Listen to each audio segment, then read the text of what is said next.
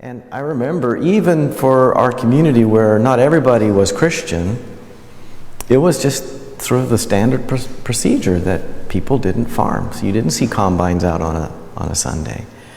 But that's all changed. Now it's 24/7.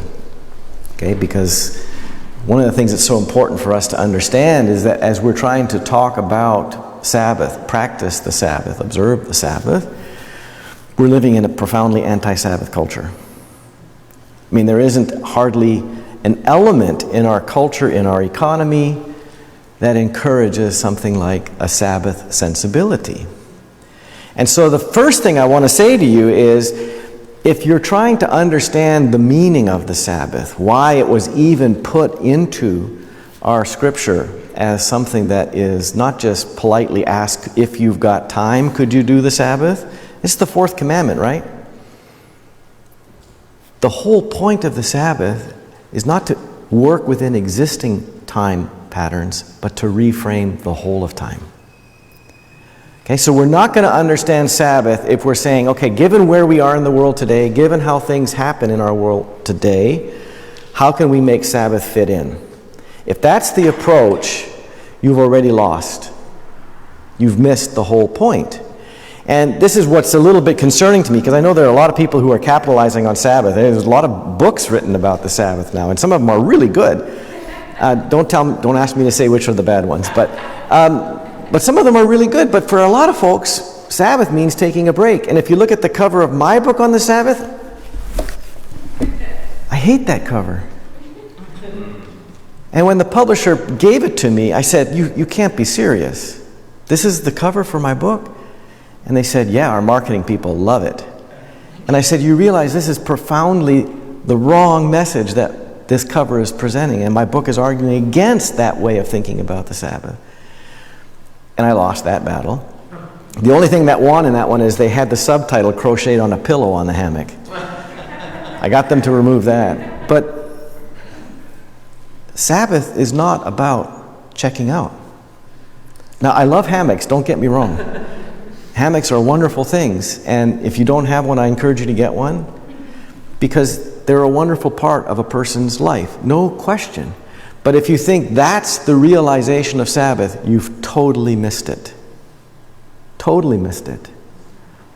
So just keep that in mind. When we're talking about Sabbath, don't try to understand it. Don't try to make it work in terms of the existing patterns of our time and movement.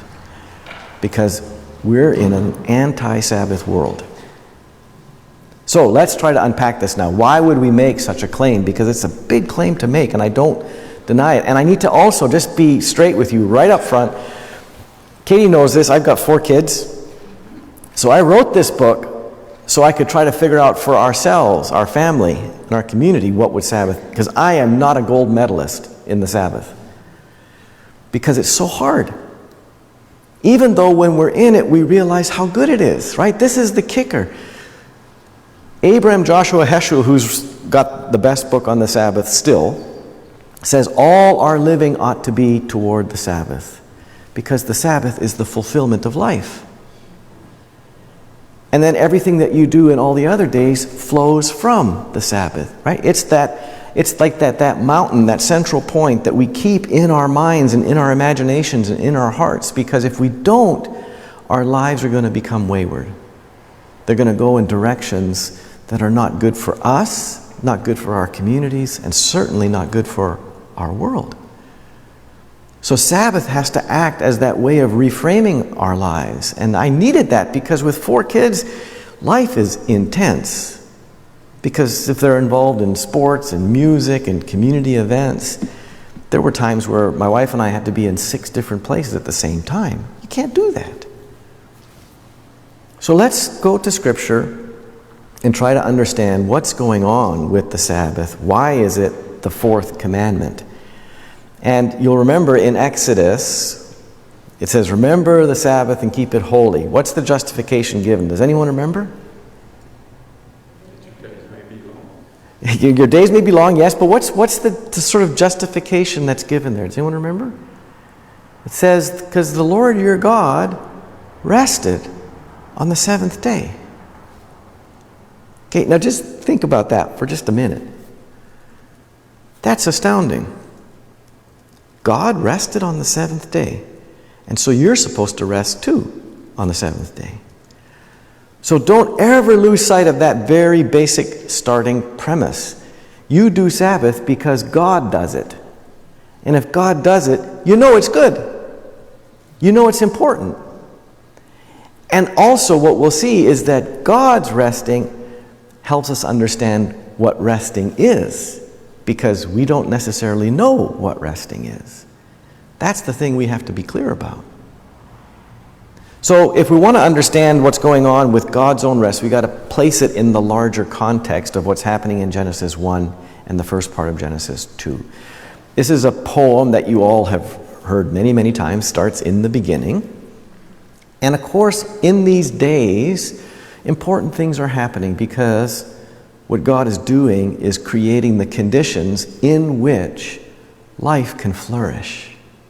Right? That life can happen, that life can come to be, that new life can come to be, right? And so this creation that God is doing in Genesis 1, what you need to realize is that God isn't imposing a world. God is from the start liberating a world into its life. Because remember, right, the land brings forth, the oceans bring forth. It's not like God is micromanaging a world from the beginning. What God is doing is creating the conditions, separating light and dark, sky and earth, so that the life that is built into this world that God creates can come to be and can flourish. And you know how the different days work, and after some of the days we read that God says it's good, but the day that we love most of all is day 6, because day 6 is the day that human beings are created. Alongside the animals. We don't remember that often, but the animals are happening the same day. But we love day 6 because on day 6 we're told that human beings were created in the image of God. And then we're told that human beings are supposed to subdue and have dominion over everything that moves. And it gets said again because we're slow learners. And we love this. Human beings were made last, and we're told to be the bosses of everything. And so we think that's where the creation story ends. In fact, Genesis 1 ends, and in some Bibles you actually have to turn the page to get to Genesis 2, and so we forget about day 7. But in any event, we love day 6. And this is part of our problem. We read up to day 6 and forget day 7.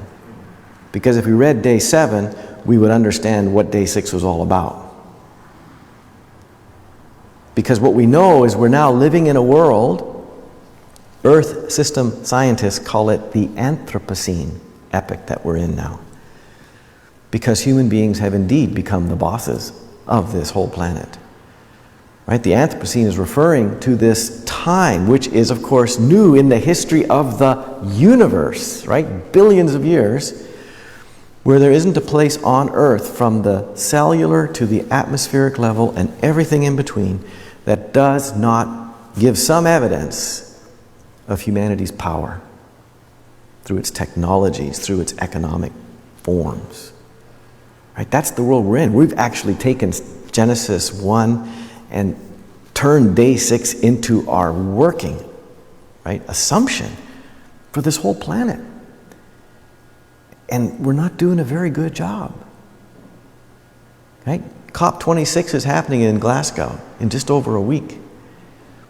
So much hangs on what's going to occur there. Because if we can't figure out how to dramatically curtail greenhouse gases, dramatically curtail, right, methane release, we're creating a world that is quickly going to be uninhabitable for our grandchildren. And I won't get into all the details, but this is so important, because human dominion is now making this planet uninhabitable for not just species of plants and animals, but for us. Geographers are now saying that you should anticipate 1 billion displaced persons within the next 30 years. 1 billion. We saw how a Syrian refugee crisis that was precipitated by changing climate completely rocked Europe. What are we going to do when we have hundreds of millions of people having to flee their homes because it's too hot, they've been flooded out, fires, flooding? In North Carolina, where I live, New Bern has been hit badly with 2 major hurricanes. If another one comes, the town is shutting down. We're not going to even try and rebuild. Where do all those New Bern people live? Where are they going to go to? They've had generations that have lived there. This is home. Our church is preparing for this? I hope. We need to be. But anyway, that's day 6. We got to get to day 7, because as Heschel and the Jews who gave us the Sabbath have helped us understand, if you don't get to day 7, all the first 6 days, you're going to misunderstand them. So what happens on day 7? We're told in Scripture that on the 6th day God finished all that God had made. And on the 7th day God finished and rested. And you're supposed to rest because God rests. Why does God rest? It's not a silly question, but it's sometimes assumed in a silly way, because we'll say, well, God made the universe. That's a big job. God needs a little rest.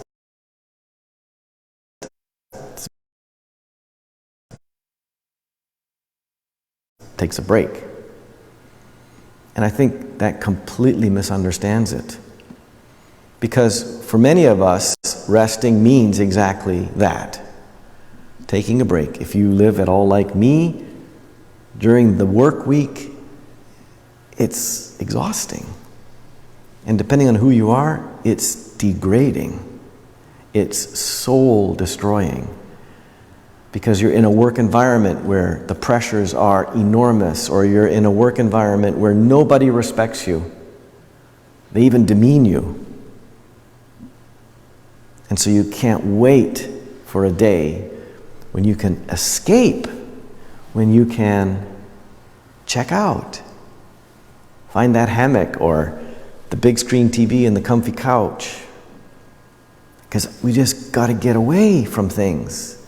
Because the places that we are in, the work worlds we inhabit, even the communities we inhabit, they're not contributing to our liveliness. And so we feel drained and we want to have a break.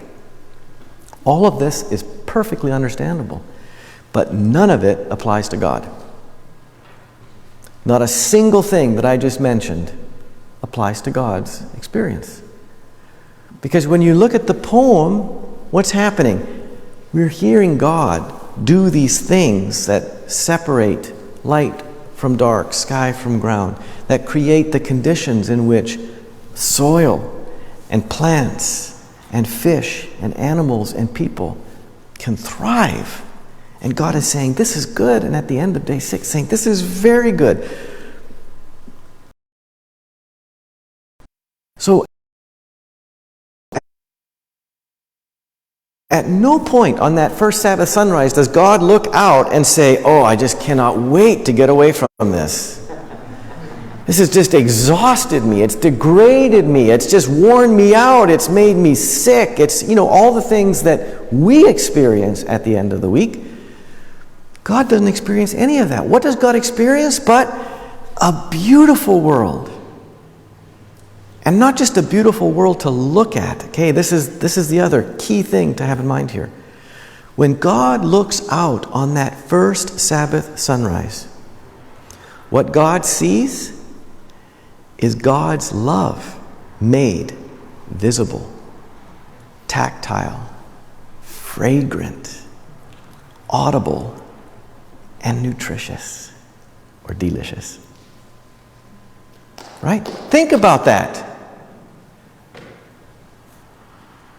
One of the things that I try to help my students understand is that creation, if we don't get this right, everything else we're going to say about God, about Jesus, about church, it's all going to be off.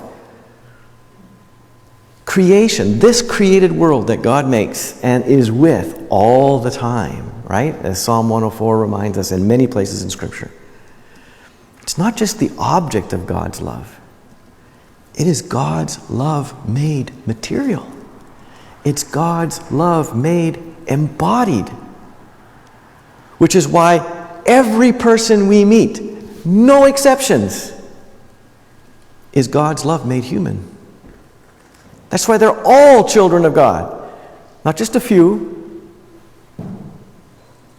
This is a game changer, people, because it means every place, every creature, every human being is the embodied material site where the love of God is at work. And if God were to stop loving, it would all fall to the ground and die. So that's what God sees on that first Sabbath sunrise. This love that creates the conditions for fertility and fecundity and fragrance. Right? Are you not astounded by the fact that we live in a world that can taste so good? Fresh raspberries on frozen custard? Tell me about this. Bruschetta. It ought to blow our minds. I mean, we can talk about food for a long, long time, but we won't. But this is the kind of world that God creates. So God does not come to this first Sabbath sunrise saying, oh, I'm exhausted. They are wearing me out. I can't wait to get away. No, what you find is God fully attentive to, fully immersed in a created world so as to delight in it. Okay? That's what God is doing by resting. That's what the heart of the Sabbath is. So we have to understand that this word rest does not mean just stopping. Okay? The opposite of rest is not activity. This is so, so important to understand, especially when we come to talking about Jesus, who's the Lord of the Sabbath. Because where do we see the Sabbath being realized? In Jesus, but it's in all the ministries of healing and feeding, exorcising demons, befriending. But we can get to some of that in the discussion if you'd like. Okay, so the opposite of rest is not activity. The opposite of rest is restlessness. All right? And what is restlessness? Well, restlessness takes many, many forms. But at root, what restlessness communicates is your inability to be content with who you are, with where you are, with what you have, with what you do. And so we're all restless in our culture, and much of this is a manufactured restlessness. Let's be clear about that. We're restless because, we wish that we had the iPhone, what is it now, 12? I've only got like the 10. Do you realize how deficient my communication skills are now because I only have the 10? Or, Drew's got the sweet church. I got my rinky-dinky church. So, man, if I had Drew's church, ministry would fly. So we're not content with our congregation. Or we're not content with our family. Because, in the advertisements, the kids have perfect teeth. Their rooms are clean. They're compliant. If I had those kids, oh wow, our family would be amazing. Or, man, if I had just written that book, then people would realize how brilliant I am. You see how this works, right?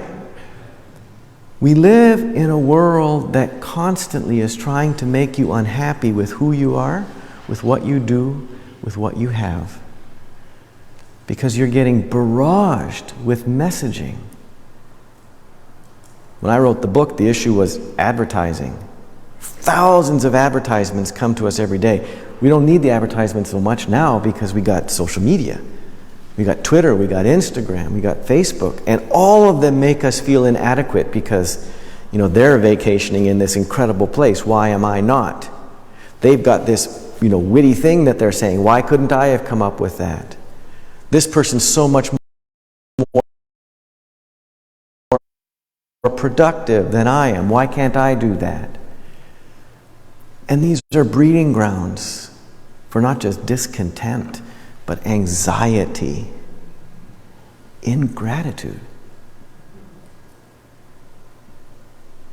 So we're restless. We go into rooms and we're scanning right away. Where's the next opportunity? That if I just get that opportunity, it'll be good. This restlessness, we know, it's destroying our world, literally. As scholars have talked about, how do we describe this new epoch in the history of the universe called the Anthropocene? One of the words they've given it is called the Great Acceleration. And they describe it in terms of the post-World War II era, in which commodity markets just covered the globe. And people start purchasing, consuming on levels that are unprecedented. And we have to ask ourselves a very basic but hard question. We today, us in this room, you online likely, are living a life that would have been unimaginable to people 100 years ago. Okay? Because you got one of these. It's the world at your fingertips. You can order multiple copies of my book while you're listening to me. And it'll be at your door when you get home. It's incredible. Excellent. Excellent. Right? I mean, imagine that. We have levels of convenience and comfort, access to the whole of the planet.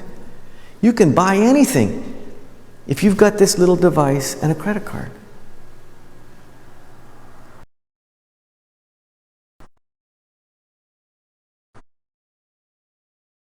People 100 years ago, they could not have imagined this.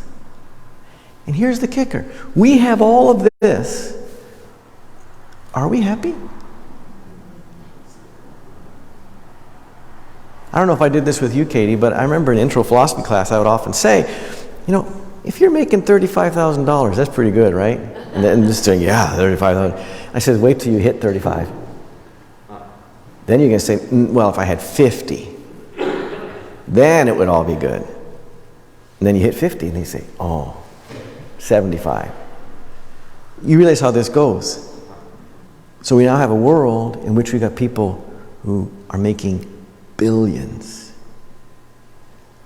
It's completely berserk that any human being should be making billions of dollars during COVID, when the whole world is suffering.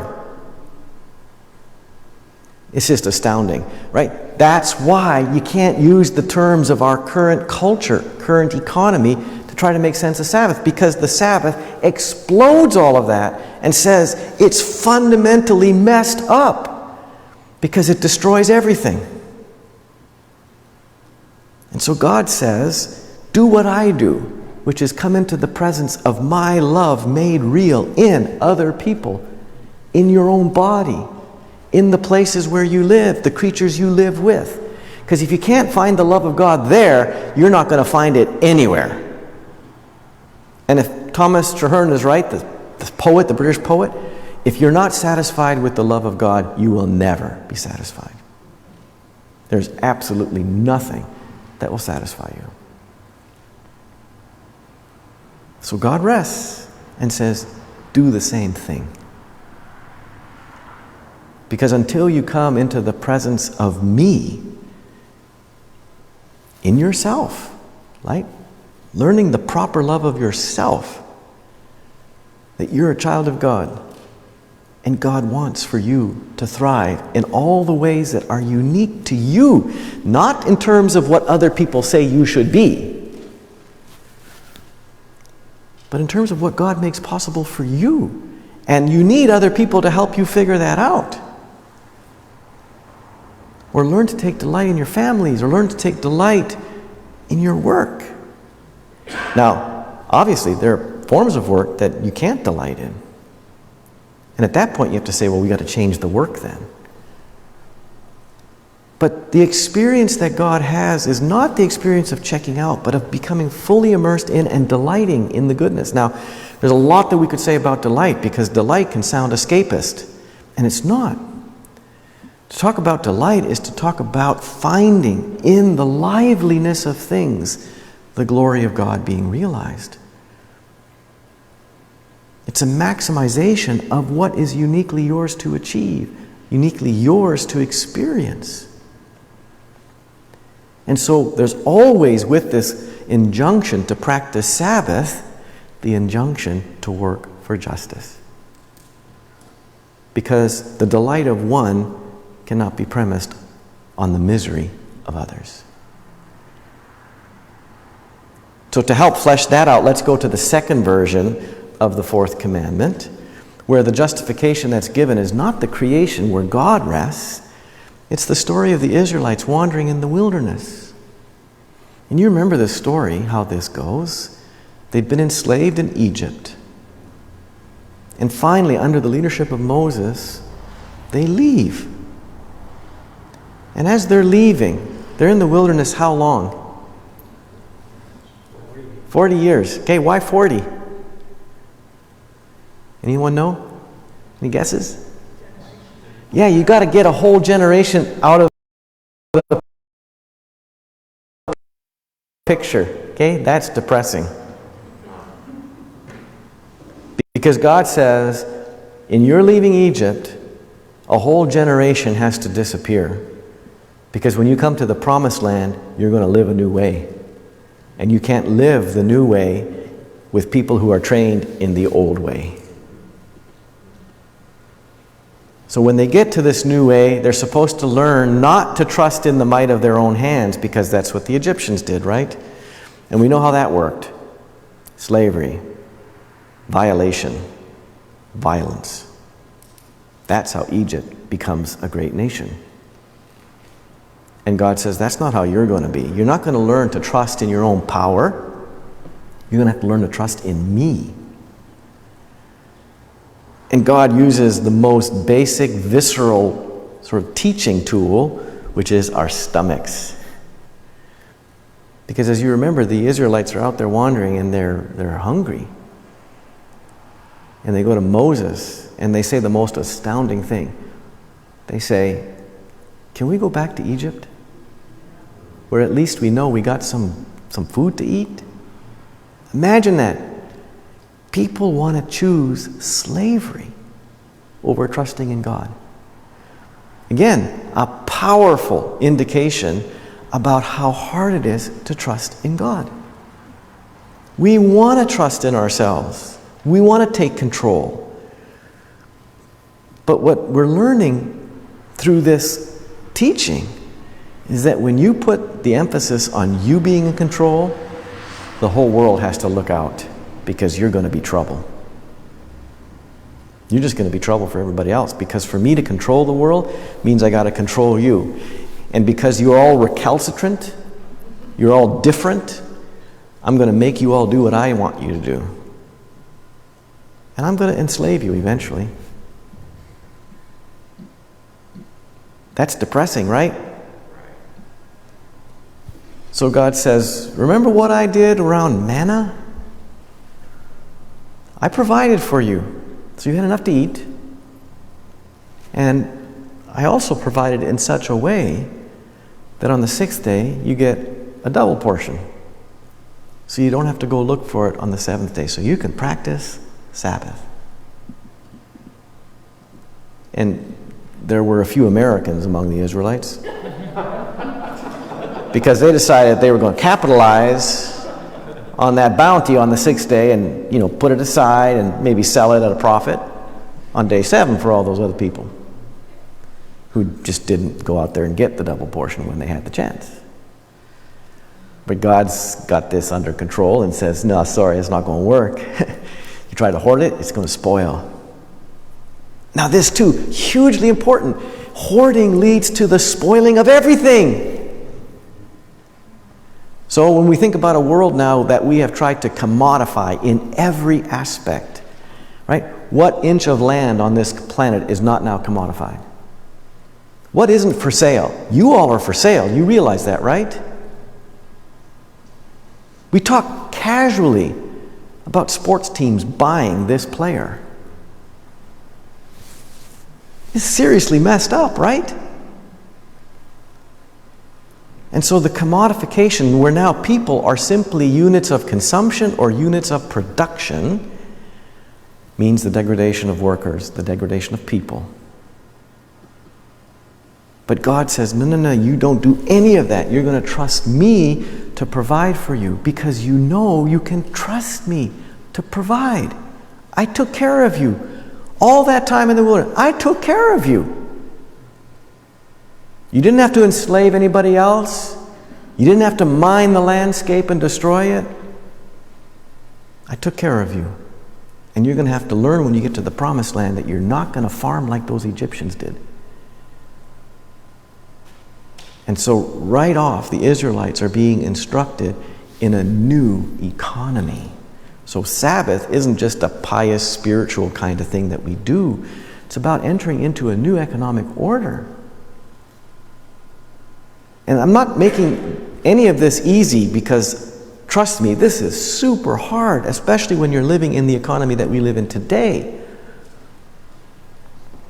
But you're being called to live a new economic pattern, and this pattern is reflected in the Sabbath legislation that gets developed, right? Leviticus 25. You all read Leviticus on your own, I know, because it's scintillating reading.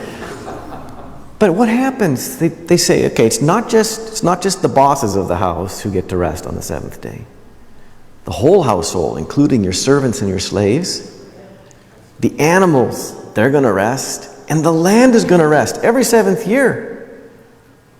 And we know that as Jews developed this teaching, it took all sorts of forms that were really fascinating, right? Including things like you can't use technologies on the seventh year to increase your harvesting potential. Not going to happen. And you're going to open your granaries where you've been storing this food. You're going to open it to the wild animals. We're going to tear down fences so that people and animals can move freely to get what they need. Because you're going to learn that you live by the goodness of my grace, not through the power of your own might. Okay, so this is a big reality. I'm trying to imagine what it would have been like for our farming community where we didn't work on the seventh day. What if we said every seventh year we don't do any farming? What would that have been like? And then, of course, it gets even more radical because then the Jews come up with this thing called the Jubilee, the Sabbath of Sabbaths. And what does God say here? If you've been in a situation, right, an economic situation where through some sort of desperation you had to sell or put yourself in bondage, debt bondage to somebody else, that ceases. People return to their lands and we have a do-over. What would our world be like if we knew that for whatever circumstance you now found yourself in debt? And there are many forms of debt. The debt was forgiven. And you could start over. Right? This is so important to know because when Jesus announces his own ministry, what's he referring to? The day of our Lord, which is this, what I've just been talking about. So his ministries are all about creating this new economic, social reality based upon trusting in God. And when we learn to do that, we're going to create communities, families, built environments that promote the flourishing of all life together. So what I've been trying to communicate to you in this, relatively brief time is Sabbath is not about checking out of a world, escaping a world, even as we know that's what we really want to do because the worlds we inhabit are so tough and brutalizing. It's about learning to come into the presence of the world and see the love of God there at work. Taste the love of God there at work. Feel the love of God there at work. Smell the love of God there at work. And where we see that there's a stink, or when we see that there's food that is not just nasty, but actually going to harm your body, we got to work on that. We got to correct that. So every meal becomes an occasion to praise God. Every performance of work becomes an occasion to praise God. Every relationship we have with other people is an occasion to praise God.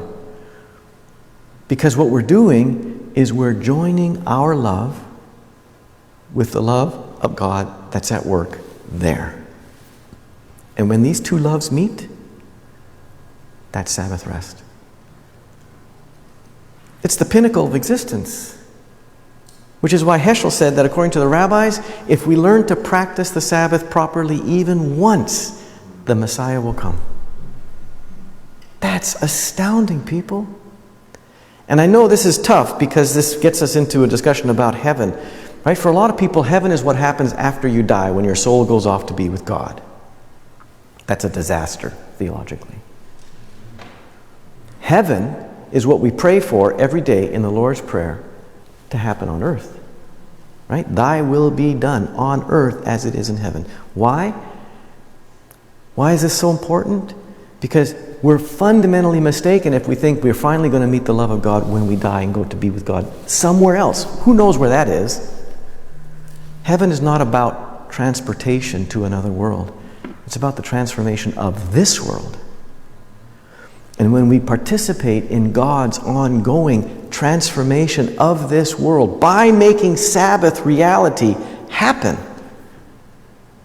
we'll be in that situation like God on that first Sabbath sunrise, where we say, there's no other place we want to be. Right? God did not want to check out on that Sabbath sunrise. Because what could be better than to be at the very place, fully attentive to, fully present to the love of God that's being worked out there.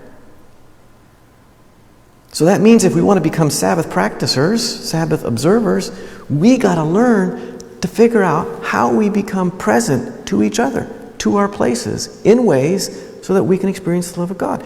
Now, this is not something that we do just one day a week. And I know the Sabbath is about one day of the week, and that's been very important. But of course, we live in a culture now where that's very hard to pull off.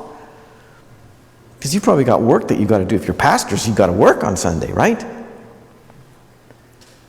So what we're talking about is developing a Sabbath frame of mind that can be developed and worked out, practiced, refined every day of your life. And for that, we can't do it by ourselves. Okay, so Sabbath observance is not a solo activity. It's something we do with others who are going to help us. So, just so you know, I'm not off the hook here. People will sometimes look at my frantic life and they'll say, hey, Wirzba, how you doing with that Sabbath thing you wrote about? And I just hang my head in shame and turn around. Because it's so hard, right?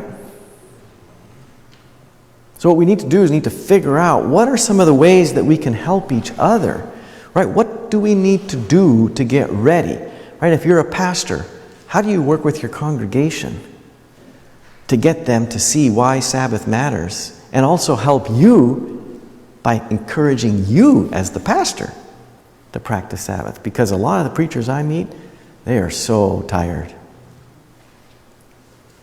So how do you cultivate a congregation that helps each other become Sabbath observers? Because when we do Sabbath right, there is nothing else we could possibly want to do. Sometimes doing the right thing involves some pain and some suffering. But in the case of Sabbath, if we do it right, the bonus is right there. So we're going to go into groups. Is that right, Larry? We're going to go into small groups now. You want to make an announcement how we're going to do that? Before we do that, right. Take a question or two. Sure, yeah, let's do that. From our virtual audience. Great. Virtual audience, tell us what you want to ask and talk about. Yes. Do we have a question from... Not yet. Not yet. We'll give you some time, people. In the meantime, anybody here have a question? Yes? I absolutely love this because it reminds me, just as you said, first Genesis, with all God's dividing firmaments. Stand up and hear you. Yes. Create what? Good earth, good heavens. And so this idea of juxtaposition, of rest, for God to then enjoy all that He has made, and this Sabbath theology that you're bringing here is wonderful. Yeah. I mean, a way to talk about this, the point was about how the Sabbath really frames the whole of reality. But what we're talking about here, and this is something that, again, the Jews have helped us understand, God can make a beautiful world, but what's the point of a beautiful world? We have to know the purpose or the point of this. And that's what we get on day 7. And trust me, we all need to be thinking a lot more about what's the point and the purpose of anything that we do. Because you can be doing good stuff, but if you don't have a point or a reason for doing it, you're going to lose the ability to do good work. Do we have a question now? No, but I did want to let the audience on the floor know that we have this mic for them to ask their questions all right. so that the online audience can hear them. Great. Do we have another question or an observation? Yeah. My question is, how do you practice, in a broken world, where it's an anti... So my question is more a practical one. Right. In a world where it's anti-Sabbath. Right. And Sabbath assumes, there's a meeting of love, and so what are some practical ways to provide that? And what you found very super helpful with others to provide this Sabbath type of framework? Yeah, great question. There's a lot of dimensions to it. I think the one to start with is, first of all, talk with each other about it. Okay? And this can take lots of sort of entries. One is when you're sitting together with friends, or just start with your family even. When you're sitting together to eat a meal, say, what's the point of what we're doing? What's the goal? We don't talk about that very much, but we need to do that. And then start thinking, okay, how does the Sabbath help us think about this very basic, fundamental, yet often not attended to question? Then start talking about, what would it look like for us as a family to start doing Sabbath practice? To live out. And again, do not beat yourself up if you're not a gold medalist in 6 weeks of trying. It's a lifelong journey that we're trying to go with here. Then start talking with other people, because what you need to do is realize that every person's situation is different. Right? Some of you might be retired, some of you might have 3 jobs, some of you might have a comfortable house, some of you are still looking for a good home. I mean, there's just so many different dimensions that every person faces. And you got to bring those to the conversation, and then with the help of each other, we can be creative. What steps can we take to reverse some of the soul-degrading character of our lives? And one of the things I often suggest to people is to do a time inventory. And what I mean by that is just take out a piece of paper, put down 7 lines, and then in the course of each day, do a rough recording of how many hours you spent doing X, Y, and Z, or half-hour increments, or whatever you want to do. And after you've done that for a week, tally it up. And this is important because we fool ourselves into thinking about what we actually do. And you may discover at the end of the week, 7 days, you spent 21 hours on social media. Now multiply that by 52, and then multiply that by 50 years, and then you discover that by the time you're 70, you've spent how many years of your life on social media? And then think, okay, how did social media improve my life? Maybe you realize, okay, Thursday afternoon I found an hour to be creative, playing music or making art or making a good meal, or I spent, 1 hour on Sunday afternoon going for a walk in a park. And you realize these are the things that I absolutely love, because when you're doing good things, They don't degrade you. They make you feel more alive. I'm on a sabbatical, and one of the things I'm doing on my sabbatical is I'm returning to woodworking because I love wood. Trees are phenomenal people. Oh my lordy. Been working with ambrosia maple. Isn't that a great name? It's also known as wormy maple. But I love this wood. And if you ask my wife, when I'm in the middle of the project, it's like hours happen, and I had no idea where the time went. Because, psychologists call it, you're in the flow. And as Christians would say, you're in the Spirit. Because the Holy Spirit is what? The perfecter of life, the beautifier of creation. And when you're participating in that, where else could you possibly want to be? I even forget to eat. Now that's huge, folks, for me to forget to eat. Because I love food. And so, do the time inventory and then say, okay, this is the stuff that was degrading me. Why am I giving so much time to this? And this is hard because we're addicted to these things that we know we're not supposed to be spending so much time with. So we say to our spouse or our community or our friends or whatever, when you see me doing that, say, hey, Wirzba, put on the brakes there. You know this is not good for you. Because we're not our own best lights, as Flannery O'Connor said. So we need a community to help us. And then, as you converse with each other and as you try things, you'll learn to do more things. More things will become apparent to you. But there isn't one sort of solution. There's sort of a form to start the process whereby you do this sort of mutually correcting work of putting on the table what you're doing and then subjecting it to a kind of analysis about how is this contributing to the improvement of my life, the life of the people I'm with, and the world in which I live. So Anita, one of our online listeners, would like to know, can you talk about Sabbath as healing and Jesus' work of healing on the Sabbath? Yeah, and isn't that those are amazing passages in the gospel where, the Jews come to Jesus and say, what are you doing? Don't you understand you're not supposed to do this? Healing on the Sabbath? Come on. And so Jesus is doing this really profound work of re-describing the Sabbath in terms of his ministries of life. Because remember,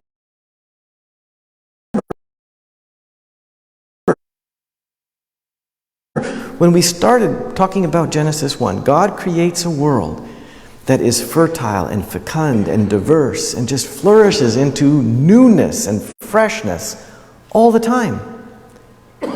Now, Jesus, of course, comes in his ministries into a world in which there's a lot of loss of thriving. Fecundity is being compromised by abusive forms of agriculture and social existence.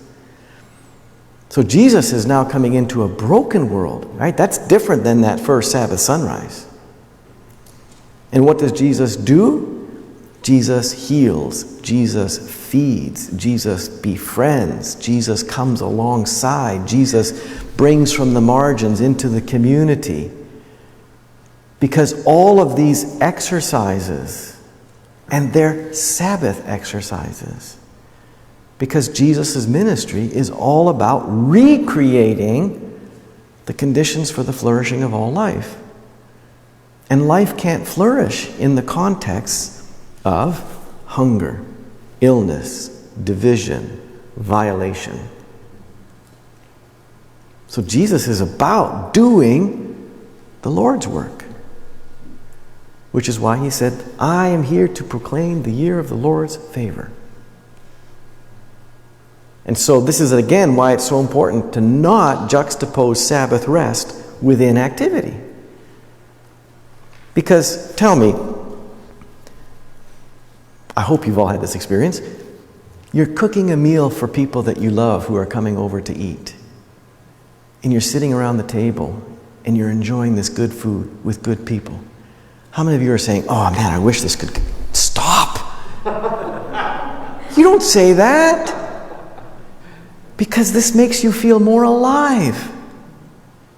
And it's the result of activity you've been doing. So activity can be soul-degrading, life-destroying, but it can also be life-enlivening. And that's what Sabbath does. And that's what Jesus is doing all the time. Great, thank you.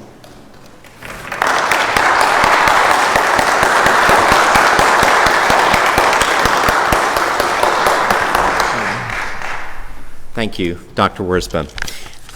We are grateful to our online audience for being with us today. We are sad that we can't have you in small groups with us here, but we want to say farewell to you. And if you have any further questions that you would like us as our organizations or Dr. Wirzba to address, just be in touch or put them in the chat box before you go, and we'll make sure we get back to you.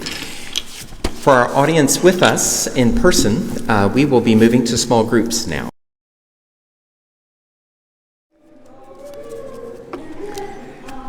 I hope you had some fruitful conversation in your small groups. We're very grateful for facilitators assisting us. We will shift the process a little bit. I think what I would like to do is ask each small group to just give us a little, as they say, gestalt, a little moment of a highlight of your group. And then we can, perhaps after each highlight, I will lift up a question that's related to, I hope, your group. My goodness, I hope I have that in order. But yes, let's do it that way. And we'll ask Dr. Wirzba to come back up, and we'll start then with, if the small group facilitator can just share a theme or two kind of quickly about that. Then we'll ask, yes, and get the mic. Thank you, thank you, John. Then we will, I'll try to raise a question that's emerged from that group. So group number one.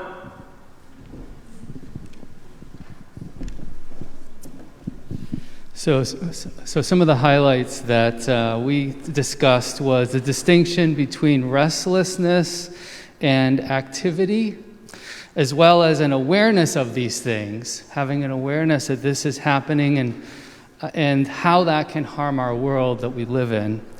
And the other thing I think that resonated with a couple of us was when you spoke about the God resting on the seventh day, how that's a manifestation of God's love that I don't think that was really brought to our attention before, and how that really does reframe the story, the creation story, and then our part within it.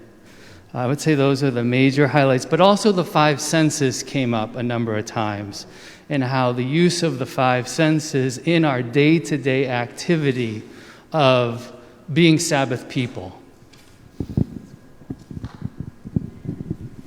So a question related to this is how can we relate Sabbath to a more of a theology of embodiment, and how might we learn from other traditions in other parts of the world about how to live with greater sense of embodied fullness of God?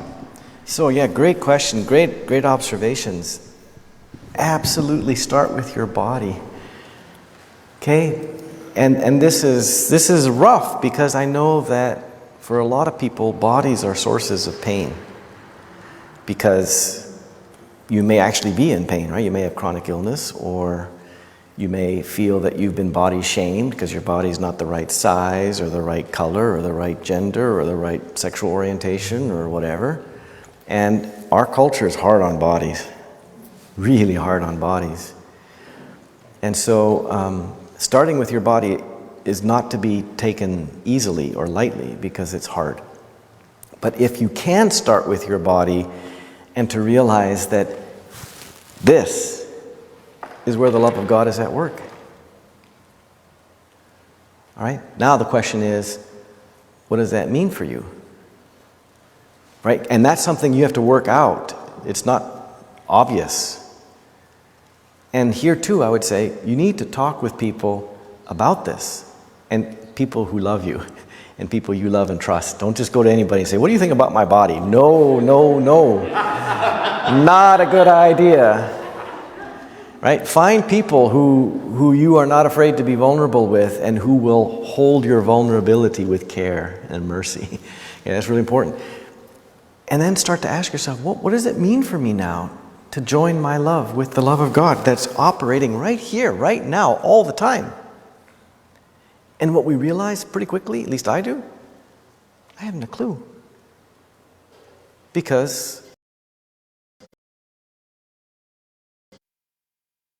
one of the ways to talk about our time is not just the great acceleration, but just the speed and the obliviousness with which we go through our days, unaware of our bodies. And here too, the Jews have something to teach us, because they've got this practice called blessing, where when you wake up in the morning and you go to the bathroom, you say a blessing. Thank you, God, that I could go to the bathroom. Because if you've ever known someone who can't, life is awful. So don't take your body for granted. But then to learn to come into the presence of your body. And this is, of course, where we can learn so much from other groups of people. Meditation, for instance. About how meditation becomes a way for you to first start by your own attention to breathing. Because what is your breathing but the breath of God working through you? Right? Because God is the breath of life, always flowing through us. And in that sort of mindfulness through breathing, you might slow yourself down enough to see. And then think about eating. Your body has to eat. It has to drink. How are you thinking about this? How are you handling this? Because we do a lot to our bodies that's not good for our bodies. And I'm exhibit A about that, because I do things I know I shouldn't do. It's not good for me. So that's just a start. Group number 2.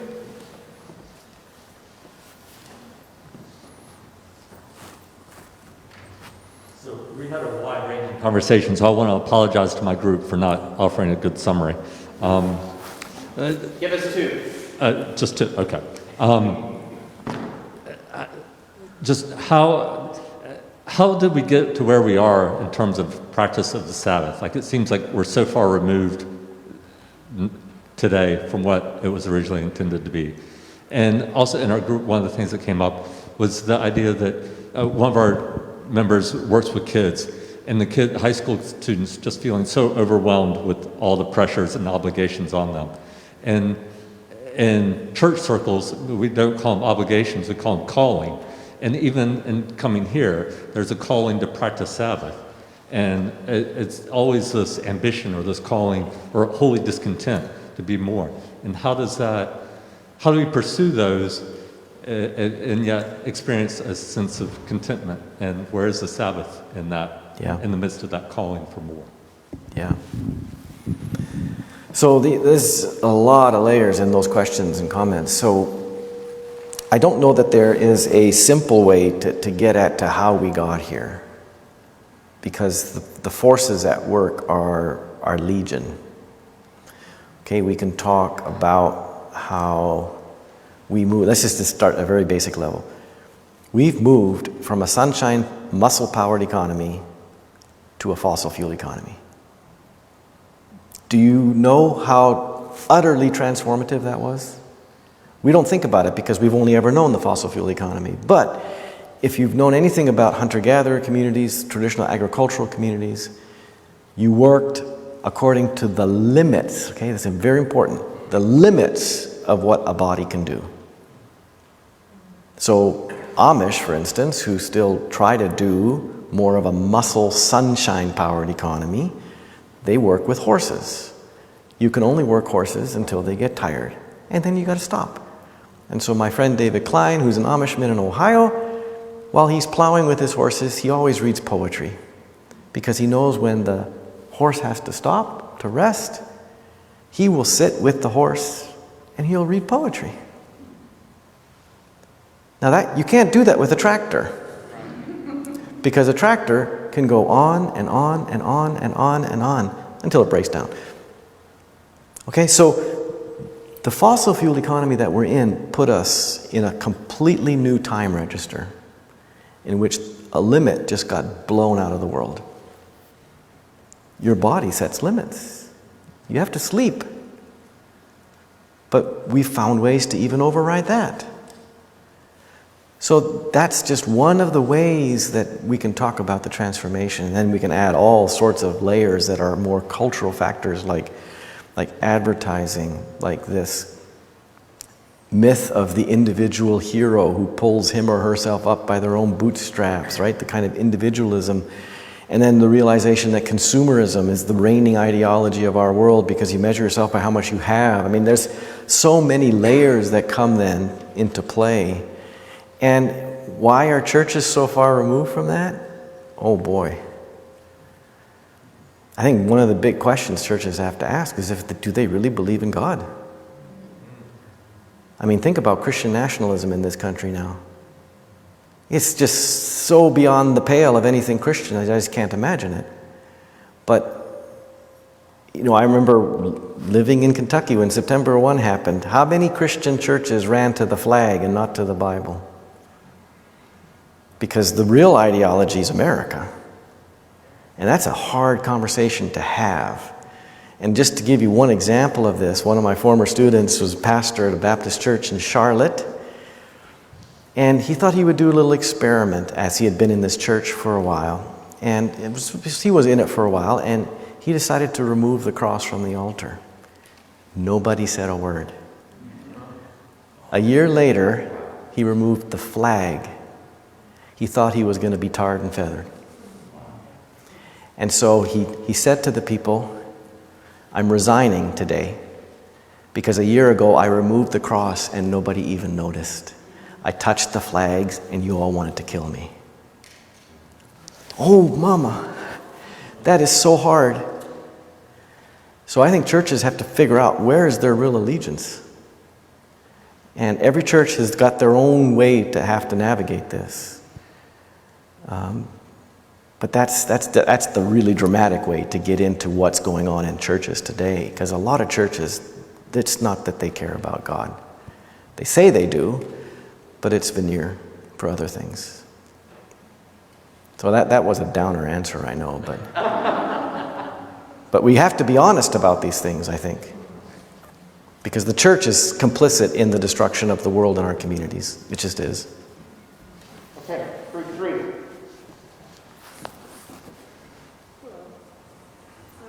Our group talked about those things, but one of the things we talked about was how you said practicing Sabbath has to be premised on justice. And that really, was something that I'd like you to talk more about. Okay.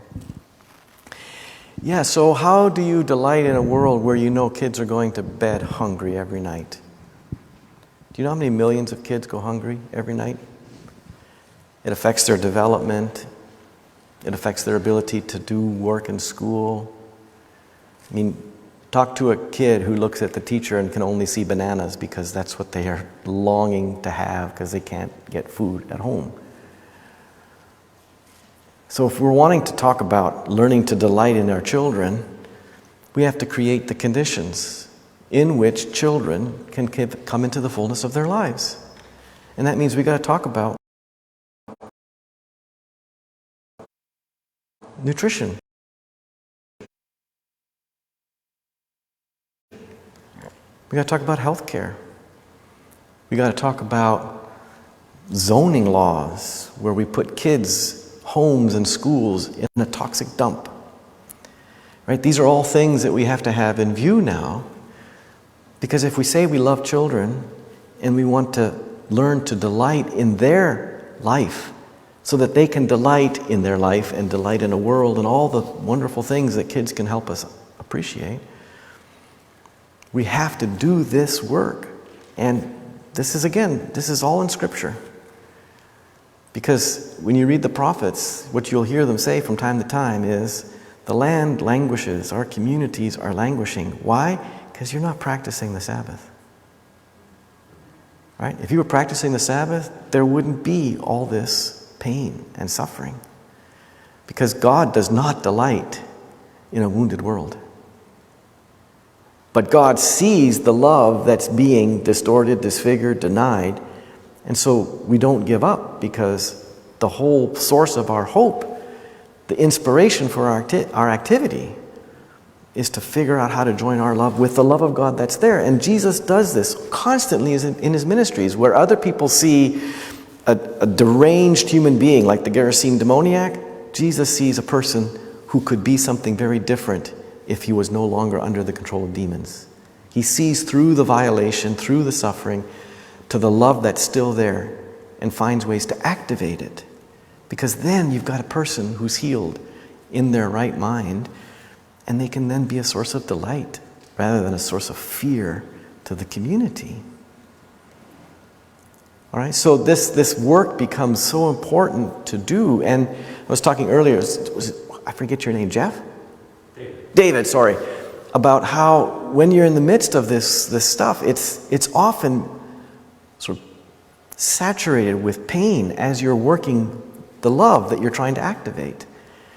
And so that we think that if we're not having pure delight, whatever that would be, we're not really experiencing Sabbath. And I think what we're seeing is that just as we follow Jesus in his ways of being with others, being in places, that because we're living in a wounded, broken, violated world, the delight is always going to be mixed with the sense that we're still not there. And so the musical register would be that sometimes we sing the blues, which are still beautiful, but the blues are always expressing the lament because things are not good. I mean, think about the spirituals that our African American brothers and sisters taught us. We sing these songs as a protest, but also as a way of praising God. So the two come together, right? And that's, I think, where we are so much of the time, because, you know, there may be those times where it's verging on what we think, oh, this is just pure delight. But you don't stay there because you realize, oh, there's still so much else that's not there. Mm-hmm.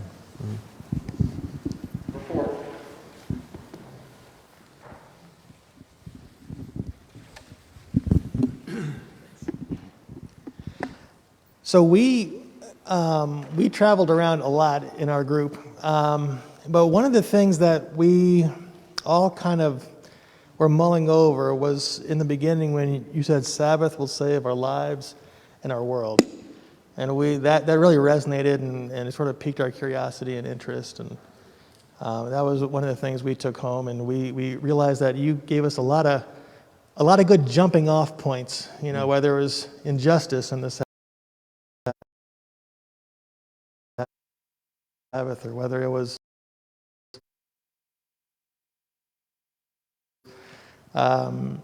just love in the Sabbath, and it was great. We appreciated that. Thank you. Dave, did you write with a blue pen or a dark pen? I forgot to write down. I think it was a blue pen. Blue pen, okay, good. Given a fresh understanding of Sabbath, a new understanding of Sabbath, how should then we perceive work? Perceive work. I would say there's not a single answer, because there are so many different kinds of work, okay? We should not be averse to naming work that degrades and destroys as foul work. We shouldn't discount that. And I think we're at a moment right now in this nation where I'm sure you've read or heard, a lot of people are quitting work because the conditions under which they've been asked to do it, they're realizing ain't worth it. That's a profoundly good thing, because people need to get to the point where they realize degrading work is no longer acceptable. because the degrading work is making some people extremely, obscenely wealthy. I said that. Right? We need to be able to name it. And then I think another dimension to this is if the work you're doing isn't soul destroying or not very soul destroying, how can you come to the work with a new attitude? A new framework by which you understand how this work plays a role in God's big work called the creation, the healing, the feeding, the nurturing of this world. Because when you bring to the work this framework, I think a lot of people wonder about whether or not the work they do matters. But if you can think about it in other sorts of ways, you come to the work in a new disposition. So I remember, this is a famous story that Henry Nouwen tells. When he was teaching at Yale Divinity School, where Jeff and I met years ago, he was complaining to somebody about all of the interruptions of students coming to his office. I can't get any work done because there are all these students who want to talk with me. Can you think about that? They want to talk with me. And a student said, that's the work. The interruptions, that's why you're here. And Henry said, oh goodness, how did I not understand that? And so he started to think about teaching in a completely different way that made him a different kind of teacher and a better teacher, I would think. And so, that's just one tiny example about it, but that's one way I think to think about it. Going to go with number 5.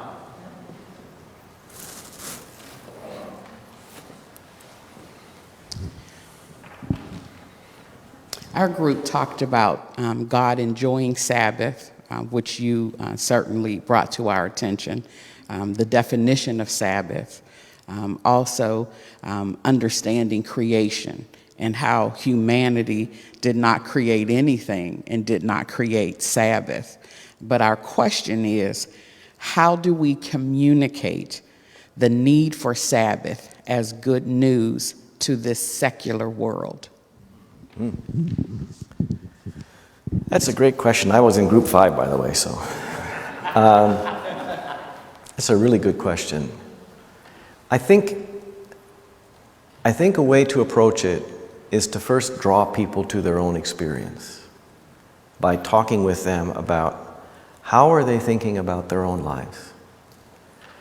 And let them voice for themselves in your presence what's working and what's not working, what's frustrating, what's life-giving. And then you start to just talk about, this is how I think we, as Christians, think about the source of our life, the point of our life. And so I teach at Duke Divinity School, which is part of Duke University. And one of the things I love about teaching there is that I've built relationships all across the university. I teach in different units, and I'm involved in projects that are well beyond the Divinity School. And I love it because I find these colleagues of mine, very few of whom are Christian, they're so fascinated by what a theological framing of things might look like. So just one little silly example.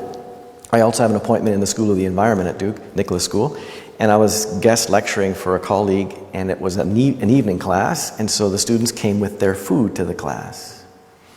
And they were all eating away, and I started the class. And then I said, now, by the way, you all are eating. How many of you said grace before you ate? And they all looked at me. And they said, what? And I said, did any of you bother to stop by saying, thank you for the food you're about to eat? And they said, well, why would we do that? And I said, well, isn't food a gift? And they said, no, it's just stuff. I said, oh, wait a minute here, people. You all came to the School of the Environment because you love planet Earth and you want us to stop trashing it, right? And they said, yeah. Are you going to get people to stop trashing the world if it's just stuff? Because if it's just stuff, then we put the logics of efficiency, profitability, and all that stuff in play. And that's precisely the thing you're trying to fight against, which is the world is not just commodities. It's not just natural resources. It's a sacred gift. And until you start thinking about it that way, what's going to activate people's love? Because for us to become environmentally aware and change our economy so that we treat this world with respect and care rather than disdain and destruction, we have to learn to love our places. We have to cherish our places. And they said, oh my Lord. But it became an opportunity to just raise profound questions that people, because they're in the midst of their work, they don't stop to think about.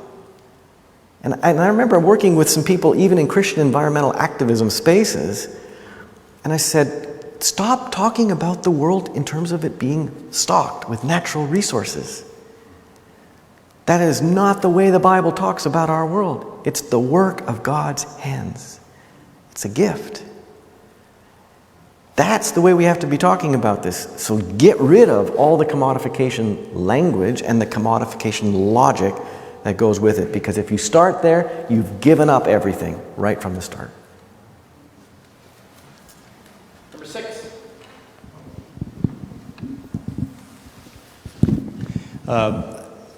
Some of the conversation in our group revolved around the concept of the anti-Sabbath culture that we live in. And so one of the questions we asked was, what are the ways in which that culture impedes living the Sabbath? And then also, what are the ways in which the faith communities that we are a part of impede us in living the Sabbath? Wow. So we'll start with something very basic, this, which ostensibly is about connecting us, right? But we all know that it's more or less successful. Sometimes it connects us in really good ways and sometimes not very good ways. So we need to be aware of that, and we need to talk about that with each other. When is this tool, which is never just a tool, helping us and harming us? Because the forms of harm are enormous. And so sometimes what you need to do is an exercise where you literally disconnect, right? Which doesn't sound like a Sabbath thing to do because Sabbath is all about coming into the presence.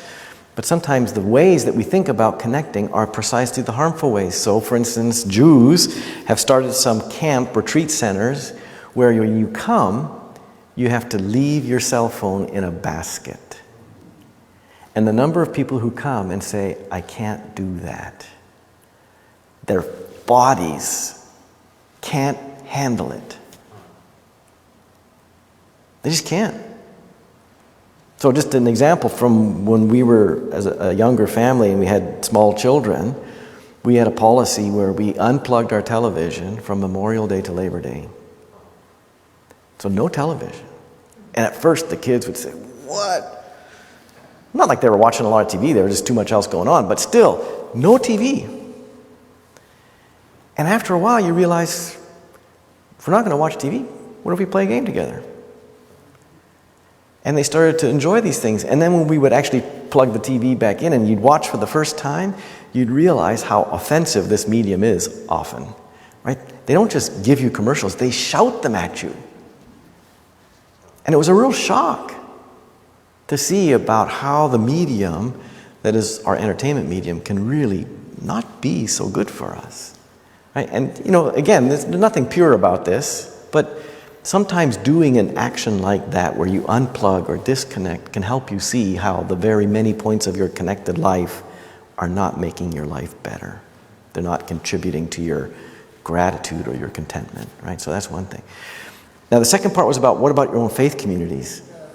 What are ways in which the community of faith that we're part of may impede? Yeah. Well, I imagine pastors have got a lot to say about this. right? When they ask you to just work, work, work all the time. I remember meeting a Methodist pastor. We were doing a retreat together, and I looked at him and I said, "When's the last time you had a vacation?" And he said, "I haven't."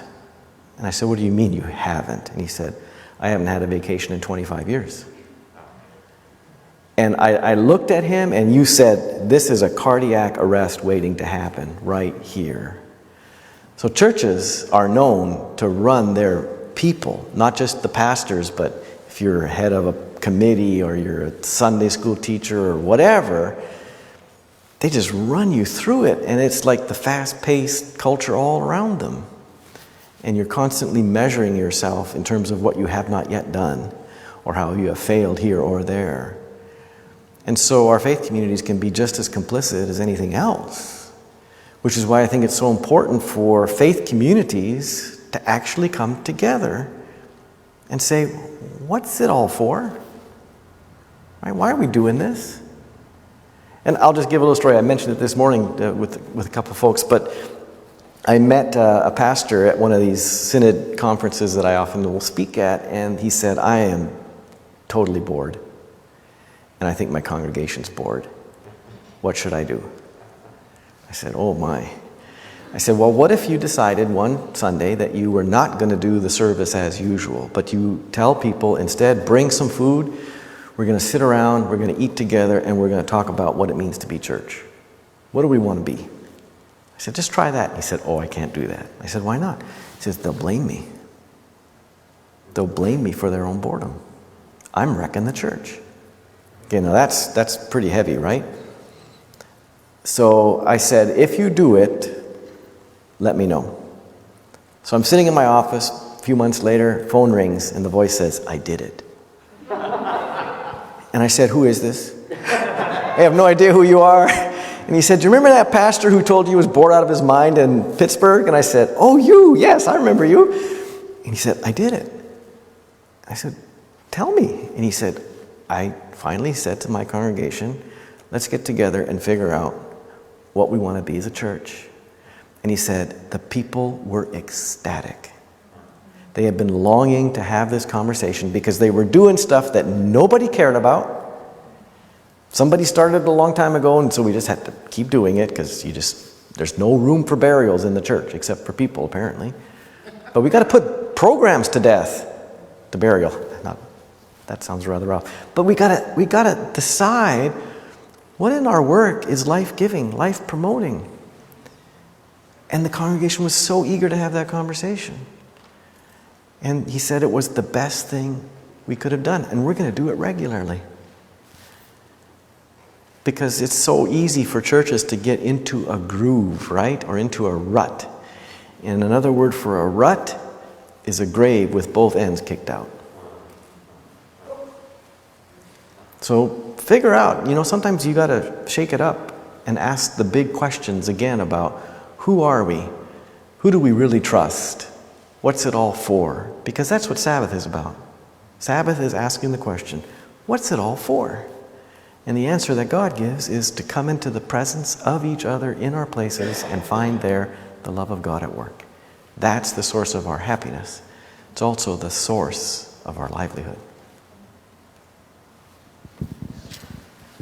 One more question, and I don't have a mic, but it's related to, I'm going to tweak a question from a group, and that is, name 2 things we can do in our own homes to celebrate the beauty of Sabbath. Okay. Just 2 things. Just 2. The first thing I would say is whatever your family setup is, get together and say what I just told the pastor to do. Let's sit down together and talk about why are we a family? What's the point of our being a family? Now, I know if you've got a 2-year-old, that's going to be harder to get an answer, but ask that question. It's amazing that we don't think about what it means to be a family very often, right? And then when you've got that conversation going, then say, what practical difference can we make in the way we do family? And so, for instance, something as basic as eating a meal together or doing some adventure together, playing games together. Find out what it is you all want to do to be a family and then commit to doing it. Because, as I said, Sabbath observance is not a solo sport. It's something we need to do together. And we figure out what we can do in conversation with others, and then we practice what we do with others. And then you will see that as you start doing one thing, you'll discover, well, there's this other thing we can do too. And so the second thing I would always tell you is don't be too hard on yourself. Because, as I said, we're living in a context, cultural context, economic context, built environment context, where it's really hard to do this. So don't be too hard on yourself. Take some smaller steps and be kind to each other, merciful with each other. Or, as Paul says, practice the fruit of the Spirit. You'll know you're doing something right when the outcome of your doing it is peace, patience, gentleness, mercy, right? These fruit of the Spirit that Paul gives us. That will be a sure sign that you're on the right path. All right. Thanks so much, everyone. Let's give,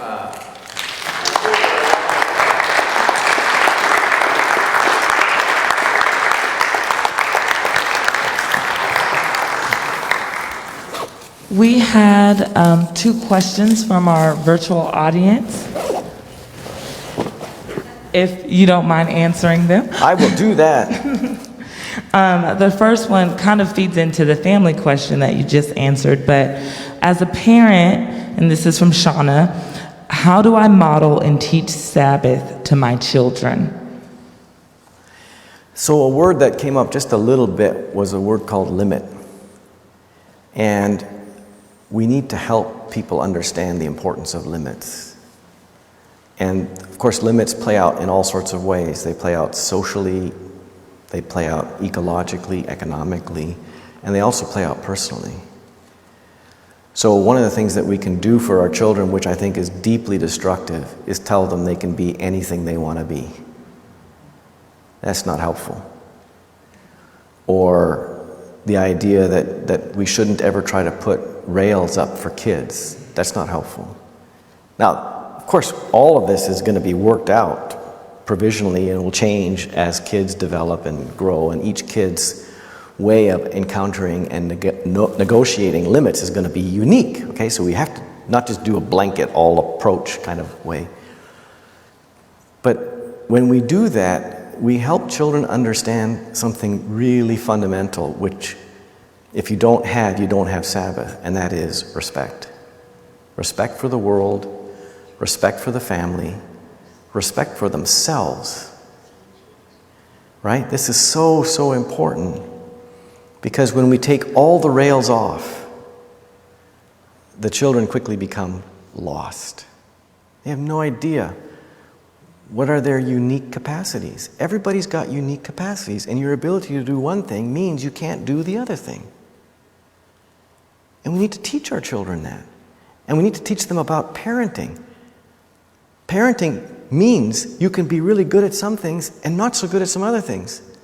Okay, so my wife and I, we have 4 kids. When they were little, she said, let's teach them to cook.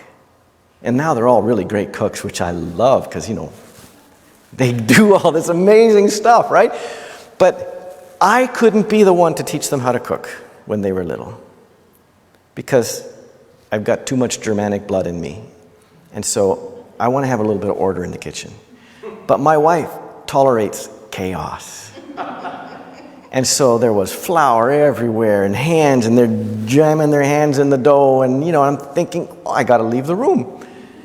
Her limits were such that she could handle that and create this loving, creative space for our kids.